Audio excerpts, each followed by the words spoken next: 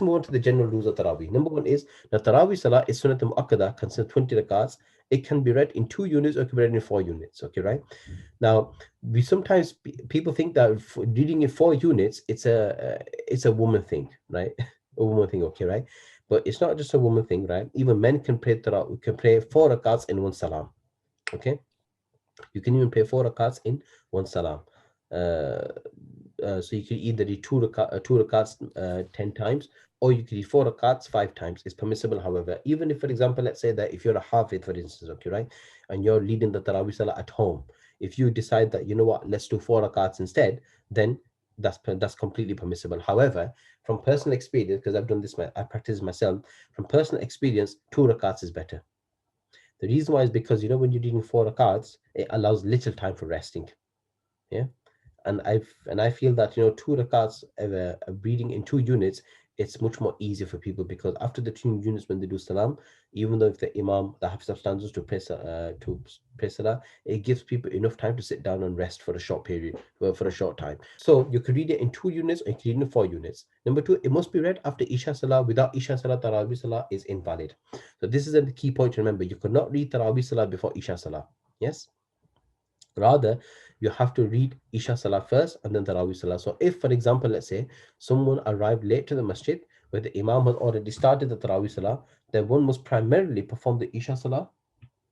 And then join the Jamaat. Whatever rakats have been missed can be read after the Witr Salah. So what that means is that, first is that if, and this is mainly applicable for men here, that or for sisters who attend the Taraweeh Jamaat in the masjid.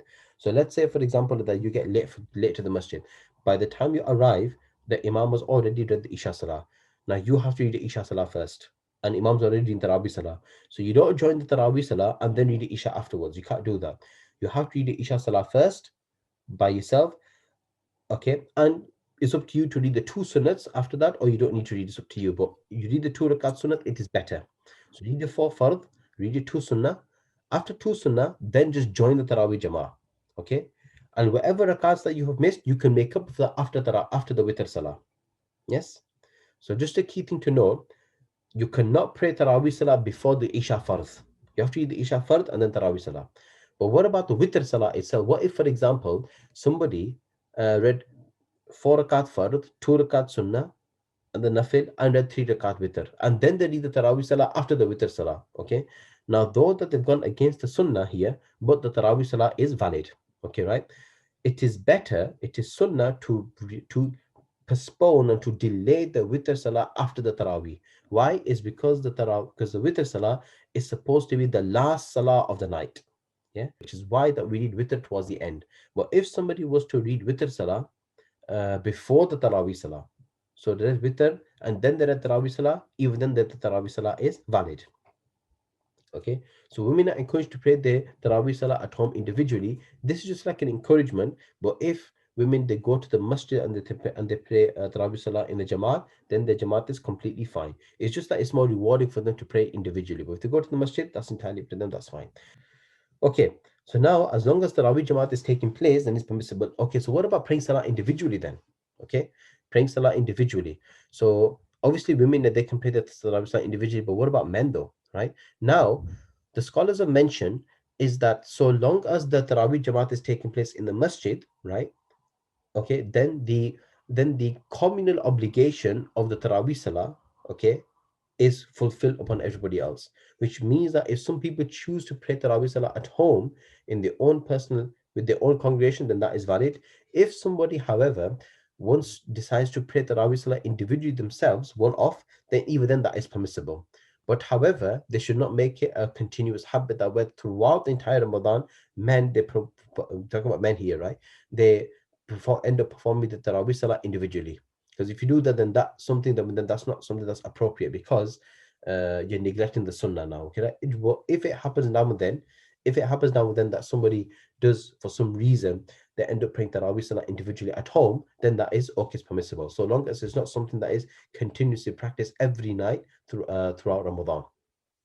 Yeah, one should not pray Taraweeh Salah while sitting without without a valid reason. Valid reason include extreme tiredness due to old age, pain in leg, illness, injury, etc. Okay, right? So Taraweeh Salah should be read performed while standing up.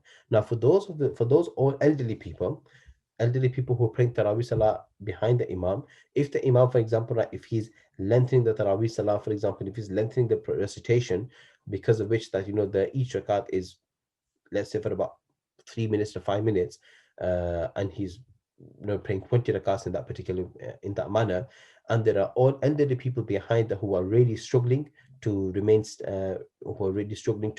remain to remain standing throughout the Taraweeh Salah, because they feel tired, exhausted, and begin to feel pain in the leg, then it is permissible for them to sit down and pray Taraweeh Salah. Yes, then it's permissible for them. Okay, right? So I believe that. So what I usually suggest for the elderly people, right, there should be some form of flexibility. Okay, right? So either you shorten the qira'ats for them, or if you don't want to shorten the qira'ats, but you want to complete the entire recitation of the Quran, then the elderly people, those who are praying salah behind, if they would choose to pray salah sitting down, right, even though they're feeling pain now, but they know from the past experience that due to the old age, if they were to stay standing for a long time, then they're going to begin to feel aches and pain in their legs. Then they should be allowed to sit down from the beginning. Okay. Now this is not referring to the Fard Salah. This concession applies to the Taraweeh Salah only. For the Fard Salah, they have to stand up and pray Salah behind the Imam. Okay, because that's for, unless they got a genuine excuse, for example, like leg injury and so on. Okay, right? So tiredness is not usually an excuse. But when it comes to Taraweeh Salah, though, tiredness is an valid excuse for them to sit down and pray Taraweeh Salah for the elderly people. Okay.